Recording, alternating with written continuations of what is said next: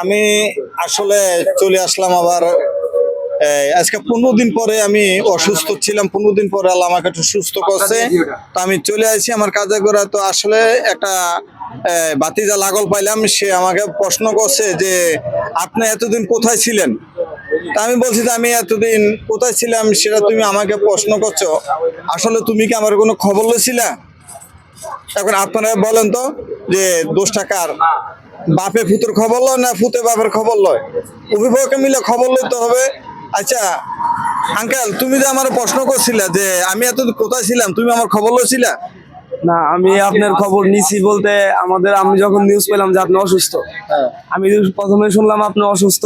শোনার পরে যে বললাম যে কি কি ধরনের অসুস্থ, মানে একটা আছে গিয়ে আপনার সিরিয়াস অবস্থা, একটা আছে নর্মাল কন্ডিশন, মানুষ অসুস্থ হইতেই পারে। হ্যাঁ, হইতে পারে। পরবর্তীতে শুনলাম যে না, বশির কাকার নাকি একটু ভালো রকম মানে জ্বর ঠান্ডা লাগছে, ঠিক আছে, সে বিছনাগত ভাবে একটু কয়েকদিন রেস্টে আছে।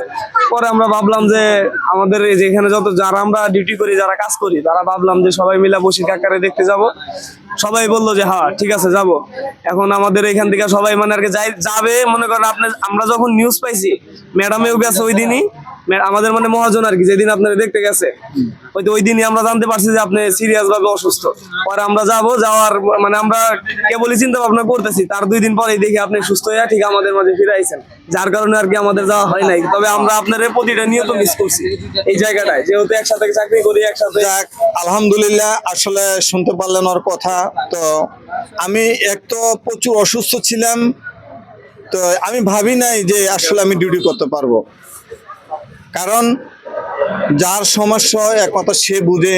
আর সবচেয়ে বড় একটা আনন্দ পাইলাম কি, যে ফুলবাড়ি অফিস যে ভাইয়ের কাছে আমি গেছিলাম আমার কন্টামিনেশন আওয়ার পরে, আমি যাওয়ার পরে ভাই যথেষ্ট পরিমাণ আমাকে অনেক সম্মান করছে ফুলবাড়ি অফিস, যে ভাই আমার এই সেট আপ করে দিচ্ছে এবং মোবাইলের যত সমস্যা ভাই সমাধান করে দেয়।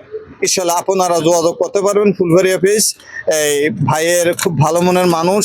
আসলে ওনার কাছে যেই পরিমাণ লোক আসে, কুমিল্লা, দিনাজপুর, জয়সর, খুলনা, বাগেরহাট, রাজশাহী, নাটোর, ভালো ভালো সম্মানীয় লোকেরা ওনার কাছে এসে বসে থাকে সিরিয়াল ধরে, যে মোবাইলের কি সমস্যা উনি দেখা দেয়। তবে উনি খুবই ভালো মনের মানুষ। ফুলবাড়ি অফিস ভালো মনের মানুষ, অসাধারণ মানুষ। তো ওনার প্রতি আমার সেলিউট রইল, আমার অন্তরের ভালোবাসা বাইকে দেওয়া হলো। ইনশাল্লাহ আপনারা আমার পেজটা শেয়ার করবেন, ফলো করবেন। আমি আপনাদের থেকে এখন বিদায় নিচ্ছি। আসসালামু আলাইকুম।